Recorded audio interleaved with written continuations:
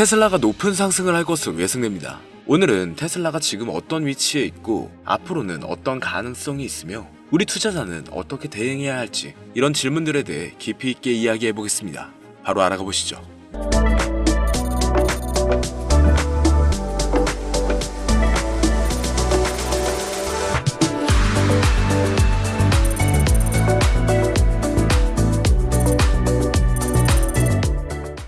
현재 테슬라는 판매량과 에너지 저장 배치에서 기록을 세우고 있지만 동시에 이익률이 내려가고 있고 무엇보다도 미래 사업의 실현 시점이 모호하다는 점이 투자자 입장에서는 고민거리인 상황입니다. 이번 3분기 매출도 전년 대비 12% 이상 올라갔고 차량 인도량도 전년 대비 7% 이상 상승했으며 또 자유현금 흐름도 증가한 상황인데요. 이런 수치는 수요가 살아있다는 신호로 해석될 수 있습니다. 하지만 여기서 수치 뒤에 숨어있는 디테일을 놓치면 안 된다는 거죠. 좋은 수치 뒤에는 역시 리스크가 숨어 있습니다. 매출은 늘었지만 영업이익률이 전년 대비 낮아졌다는 분석이 있어요. 원가 상승, 경쟁 심화, 보조금 만료 등 복합적으로 작용하고 있는 상황인데 지역별 차이도 한몫하고 있죠. 미국에서는 수요가 견조하지만 유럽이나 중국 일부 지역에서는 판매 선장 둔화 조짐이 보이고 있습니다. 이 말은 즉 많이 팔린다랑 돈이 많이 번다가 동일하진 않다는 뜻인데 이어서 테슬라가 강조하는 부분은 FSD, 로보택시, AI 칩 생산, 에너지 서비스 확대 등이 있겠죠. 만약 이들이 성공한다면 테슬라는 자동차 회사를 넘어서 모빌리 AI 기업으로 재평가될 여지가 있습니다. 하지만 현실은 아직 가능성 단계인데요. 상용화 시점이 언제일지, 수익이 언제 나올지, 그 과정에서 리스크가 얼마나 올지 불확실성은 높은 상황입니다. 다만 테슬라는 자율주행 칩을 직접 생산하겠다는 계획을 발표했고 이 미래 사업은 가능성의 문턱에 있다고 볼 수 있겠죠. 지금 시장에서는 의견이 크게 갈리고 있습니다. 어떤 전문가는 테슬라가 앞으로 몇 년 내에 큰 돈을 벌 것이라고 보여주고 아주 낙관적입니다. 반면 다른 전문가는 밸류에이션이 이미 높아서 리스크가 크다고 경고하고 있죠. 유튜브 같은 공간에서는 감정적, 극단적 의견이 잘 확산됩니다. 대박난다는 콘텐츠는 조회수가 매우 높고 곧 망한다는 콘텐츠도 반응을 얻죠. 우리 시청자분들이 이걸 조심해야 하는 이유는 여론에 휩쓸려 충동적으로 매도를 하면 큰 손해를 볼 수 있기 때문인데요. 자, 그리고 이렇게 영상을 시청하시는 많은 분들이 투자를 할 때 유튜브 검색, SNS, 그리고 지인들에게서 정보를 얻습니다. 하지만 그 정보가 정말 믿을 만한 정보일까요? 투자는 종목을 선택하고 타이밍을 잡아서 수익을 내는 확률 싸움입니다. 그리고 그 판단의 근거가 많아질수록 확률이 높아지고 리스크는 상대적으로 낮아지죠. 그래서 잠시 오늘 영상에서는 그 확률을 높이는 머리를 이식해드릴 예정인데 조금만 더 집중해주시면 앞으로 투자함에 있어 분명 좋은 결과를 얻으실 수 있을 겁니다. 먼저 이전 영상에서 리스크 관리가 필요한 때라고 공유를 해드렸었는데 마침 미국 주식과 가상화폐의 하락이 이어지고 있습니다. 미리 준비한 우리는 앞으로 더 좋은 기회를 잡을 수 있을 것 같네요. 그런데 여러분, 정말 유튜버, 인플루언서의 그럴듯한 말들을 믿으시나요? 그들은 사실 여러분들이 돈을 버는 것에는 관심이 없습니다. 물론 좋죠. 구독자와 팔로워가 늘어날 테니까요. 하지만 그들은 여러분의 인생을 책임져 줄 수는 없습니다. 저 또한 마찬가지고요. 그리고 정말 그들이 전문가일까요? 물론 자료 조사를 더 많이 할 테니 평균보단 나을 수 있습니다. 하지만 진짜 전문가는 방구석 컴퓨터 앞에 앉는 것이 아니라 바로 미국 월스트리트에 있죠. 그럼 이제부터 우리에게 정말 필요한 정보들만 쏙쏙 빼와서 객관적인 시각에서 공유드려 볼게요. 오늘 이 영상을 통해 여러분은 월스트리트의 전문가들이 실제로 사용하는 데이터 분석 방법을 배우게 될 겁니다. 지금부터 말씀드릴 4가지 데이터만 추출할 수 있다면 여러분도 월스트리트 전문가들과 같은 시각으로 시장을 바라볼 수가 있어요. 첫 번째 핵심 데이터는 내부자 매수 동향입니다. 이런 질문을 해보면 좋습니다. 최근 CEO나 CFO와 같은 임원들이 자기 회사 주식을 사고 있는가? 내부자가 자기 돈으로 사는 건 미래 실적 자신감의 신호인데요. 특히 대량 반복 매수는 강력한 긍정 신호죠. 회사의 미래를 가장 잘 아는 사람들이 자기 돈을 거는 거잖아요. 워렌 버핏이 말했습니다. 내부자들이 사는 이유는 한 가지뿐이다. 바로 돈을 벌기 위해서다. 두 번째 핵심 데이터는 애널리스트 목표가 상향 종목을 찾는 겁니다. 최근 월가에서 목표 주가를 올린 종목은 무엇인가? 전문가들이 회사 가치를 더 높게 본다는 뜻인데요. 이건 단기 모멘텀이나 심리를 동시에 자극하는 엄청난 요소예요. 골드만삭스나 모건 스탠리 애널리스트들이 목표가를 바꾸는 건 그냥 기분으로 하는 게 아니거든요. 세 번째 핵심 데이터는 ETF 거래량과 자금 유입의 순위입니다. 이번 주 어떤 섹터 ETF에 돈이 가장 많이 들어왔나를 보는 건데 섹터별 돈의 흐름을 보면 시장 주도 업종이 바로 보입니다. 돈이 몰리는 곳이 시장이 믿는 방향이에요. 개별 주식은 속일 수 있어도 수십억 달러가 움직이는 ETF의 흐름은 속일 수가 없거든요. 그리고 네 번째는 유동성입니다. 미국의 유동성, 즉 M2 통화량이나 영래포 잔액은 어떻게 변화하고 있는가, 이걸 보는 겁니다. 유동성이 늘면 위험 자산에 돈이 잘 들어오고 줄어들면 투자 위축이 옵니다. 시장 전체를 움직이는 연료 같은 개념이 되는 거예요. 내부자가 자기 주식을 사고 전문가가 목표가를 올리고 돈이 한 섹터에 몰리고 시장 유동성까지 늘어나고 있다. 이건 그냥 돈이 몰리는 자리입니다. 단순히 감으로 투자하는 것과는 차원이 다른 거죠. 우린 이렇게 객관적인 근거와 정확한 데이터를 바탕으로 의사결정을 할 수가 있습니다. 누가 좋다고 해서 그냥 막 투자하는 것과는 다른 결과가 나오는 것은 당연한 사실이 아닐까요? 생각보다 너무 많은 것들을 알아봐야 해서 아마 하나하나 찾아보시는 분들은 극히 드물 겁니다. 그렇기 때문에 이런 방법들을 아주 쉽게 찾을 수 있는 방법을 바로 공유해 드릴게요. 자, 그럼 이제 AI로 실제로 아주 쉽고 빠르게 분석해 볼 건데, 첫 번째 전략부터 시작하겠습니다. 내부자 매수 동향을 분석하는 건데 조금만 상상을 해보세요. 여러분이 어떤 회사의 CEO라면 회사의 미래를 가장 잘 아는 사람이겠죠. 그런데 그 CEO가 자기 돈으로 자기 회사 주식을 대량으로 사고 있다면 이건 그냥 시도가 아니라 강력한 확신의 표현이에요. 미국에서는 SEC 규정에 따라 모든 내부자 거래가 공개됩니다. 하지만 이 데이터가 워낙 방대해서 일반인이 분석하기엔 어렵고 또 많이 귀찮죠. 하지만 이제는 AI가 이 모든 걸 실시간으로 분석을 해줍니다. 2022년 말 메타의 마크 저커버그가 2년 만에 처음으로 자사주를 매수했을 때를 기억하시나요? 그 이후 메타는 큰 폭으로 상승했습니다. 우연일까요? 절대 아닙니다. 내부자들은 분기 실적 발표 전 일정 기간 동안 매매가 금지됩니다. 하지만 그 금지 기간이 끝나자마자 매수한다면 이건 다음 분기 실적에 대한 강한 자신감을 의미하는 거죠. 그럼 제가 실제로 AI에게 질문을 해볼게요. 여러분도 똑같이 따라하시면 됩니다. 보이시죠? 정말 흥미로운 결과들이 나오고 있어요. 임원들의 매수 방식과 패턴을 보면 신규 진입 케이스와 일정 가격 이하에서 반복적인 대량 매수 패턴이 발견되었습니다. 그리고 주는 종목은 헬스케어와 바이오테크 종목이네요. 이런 기업들도 주목해보면 좋겠습니다. 여기서 중요한 건 단순한 매수가 아니라 패턴의 변화입니다. 예를 들어 평소에 주식을 안 하던 CFO가 갑자기 대량 매수를 시작했다면 이건 회사 내부에 우리가 모르는 큰 변화가 있다는 신호일 수가 있죠. 헬스케어와 바이오 섹터에서 공격적인 대량 매수가 발생하고 있고 테크와 IT 종목도 대량 반복 매수가 되고 있는데요.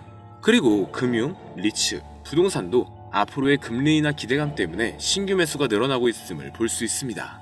이건 놓치면 아쉬운 좋은 신호로 보여지는데, 하지만 내부자 거래 분석에도 한계가 있어요. 내부자들도 때로는 잘못 판단할 수 있고 매수 이유가 투자 목적이 아닐 수도 있겠죠. 그래서 다른 지표들과 함께 종합적으로 판단하는 것이 좋습니다. 그럼 바로 다음 지표를 살펴볼게요. 우리의 두 번째 무기는 애널리스트들의 목표가 변화를 추적하는 거예요. 월스트리트의 애널리스트들은 여러분이 생각하는 것보다 훨씬 신중합니다. 그들이 목표가를 바꾸는 건 그냥 기분에 따라 하는 게 아니거든요. 골드만삭스나 모건 스탠리의 애널리스트가 목표가를 올린다는 건 그 뒤에 수십 시간의 분석과 경영진들과의 미팅, 그리고 회사의 펀더멘탈 변화에 대한 확신이 있다는 뜻입니다. 특히 우리가 주목해야 할 것은 연속적인 상황입니다. 한 애널리스트가 목표가를 올리면 다른 애널리스트들도 따라서 올리는 경우가 많아요. 그럼 이때가 바로 기회가 되죠. 2023년 초 엔비디아를 기억해보세요. AI 붐이 일어나기 전에 이미 애널리스트들은 목표가를 연쇄적으로 올리고 있었습니다. 그 신호를 읽은 투자자들은 큰 수익을 얻었었죠. 그럼 또 다음 질문으로 넘어가 보겠습니다. 여기에서도 정말 흥미로운 결과들이 보이네요. 엔비디아에 대해 여러 애널리스트들의 목표가를 올렸습니다. 상향 이유를 보면 AI 인프라 수요와 미국 정부의 수출 허용 때문이었는데, 기술주가 아닌 월마트도 3명의 애널리스트가 평균 14% 이상의 상승 여력을 보고 있다는 점을 주목하면 좋겠는데, 여전히 목표가와 현재가의 괴리가 너무 클 때는 과도한 낙관 때문에 오히려 위험한 신호일 수 있으니 주의하시면 좋겠습니다. 기술주에서는 AI 관련 기업들의 목표가 상향이 두드러져요. 소비 리테일 같은 경우는 공급망, 관세 이슈 극복이 있고, 금융주는 성장 지속성으로 높은 평가를 받고 있습니다. 주요 기관들의 특징을 살펴보면 골드만삭스는 AI, IT, 헬스케어 등 대형주에 집중하고 있고, 모건 스탠리는 은행, 리테일, 리츠 등을 신중하게 상향 조절했습니다. JP모건은 금융, 테크, 소비 대기업 위주로 시장을 바라보고 있네요. 그리고 이 내용을 파악할 때 목표가 하향 조정도 놓치면 안 되는 중요한 신호예요. 성장성이 둔화되는 경우나 지정학적 리스크가 있는 종목들은 목표가 하향 압력을 받고 있습니다. 이 내용을 바탕으로 3명 이상이 동시에 목표가를 올린 종목을 주목하고 상승 여력이 15% 이상인 종목을 선별, 해당 섹터의 펀더멘탈 계산 여부를 확인한 다음 목표가를 올린 애널리스트들의 과거 정확도를 체크해보면 좋습니다. 다른 지표들과의 일치성까지 확인하면 애널리스트 목표가를 활용한 투자 전략을 수립할 수가 있죠. 또 세 번째 비밀은 ETF 자금 흐름을 읽는 거예요. ETF는 돈이 어디로 흐르는지 보여주는 가장 정확한 지표입니다. 앞서 말씀드렸던 개별 주식은 속일 수 있어도 수십억 달러가 움직이는 ETF의 흐름은 속일 수가 없어요. 기관 투자자들이 어떤 섹터에 베팅하고 있는지, 또 어떤 테마가 뜨고 있는지, 심지어 지정학적 리스크에 어떻게 대응하고 있는지까지도 모든 게 ETF 흐름에 나타납니다. ETF 자금 흐름의 가장 중요한 특징은 선행성이에요. 주가가 움직이기 전에 먼저 자금이 움직이는 경우가 많다는 뜻입니다. 이건 정말 강력한 힌트죠. 2022년 러시아 우크라이나 전쟁이 터지기 2주 전 이미 에너지와 방위 산업 ETF에 자금이 몰리고 있었어요. 뉴스보다 돈의 흐름이 더 빨랐던 거죠. 여기서도 재미있는 패턴이 보이네요. SP500 관련 지수와 나스닥 종합지수에 엄청난 자금이 유입되고 있어요. 순자금 유입이 가장 많은 ETF를 살펴보면 대형주, 성장혁신주, 장기채, 그리고 실물자산, 원자재에 돈이 몰리고 있음을 볼 수가 있습니다. 레버리지를 활용하고 있는 ETF들에서 자금이 빠져나가고 있고 인플레 경제감에 장기 채권에서도 일부 유출이 지속되고 있는데요. 테마의 변화를 보면 AI 관련 ETF들이 압도적인 자금 유입을 보이고 있습니다. 반면 바이오테크, 신흥국 ETF들은 유출이 발생하고 있네요. 이렇게 글로벌 투자 심리도 어떤지 ETF 흐름으로 알 수가 있습니다. ETF 흐름을 활용한 투자 전략을 위해선 자금 유입이 급증하는 섹터 ETF의 주요 구성 종목을 또 분석하고 섹터 로테이션 초기 신호를 포착해서 선제 대응하는 것, 그리고 테마 ETF 흐름으로 새로운 투자 트렌드를 발굴하고 지역별 ETF 흐름으로 글로벌 리스크를 대응할 수가 있습니다. 또 거래 급증은 ETF로 단기 변동성을 활용할 수도 있겠네요. 다만 ETF 흐름을 분석할 때는 단기 흐름에 너무 의존하지 말고 최소 2주에서 3주의 트렌드를 파악해보는 것이 좋습니다. 분배금 지급일이나 릴밸런싱 등 날짜들의 기술적인 요인도 고려해봐야 돼요. 또 ETF 규모가 너무 작으면 소수의 거래로도 흐름이 왜곡될 수가 있어요. 이제 마지막 무기는 유동성입니다. 유동성이란 간단히 말해서 시장에 돌아다니는 돈의 양이에요. 유동성이 주가보다 먼저 변합니다. 2020년 코로나 때 연준이 무제한 양적 완화를 발표하자마자 2년간의 상승 랠리가 시작됐죠. 반대로 2022년에는 테이퍼링 암시만으로도 성장주들이 무너지기 시작했고요. 이런 변화를 파악하기 위해서 또 질문을 넣어보겠습니다. 정말 중요한 데이터들이 나오고 있어요. M2 통화량은 전년 동기 대비 4.5% 증가, 현 수준은 역사적 고점보다도 소폭 상회하는 수준입니다. 영래포 잔액을 보면 더 흥미로운 패턴이 보여요. 영래포는 시장에 있어 잉여 자금을 연준에서 흡수하기 위해 사용하는 단기 금융수단입니다. 이렇게 영래포 잔액이 크게 줄면 일반적으로 위험자산 선호가 증가해서 주식시장의 상승 요인으로 해석됩니다. 지금 상황을 보면 1조 8천억 달러 이상에서 6천억 달러대까지 빠르게 감소한 것을 볼 수가 있네요. 이건 주식시장의 긍정적인 신호가 되는 것이죠. 그리고 달러 인덱스가 강세를 보이고 있습니다.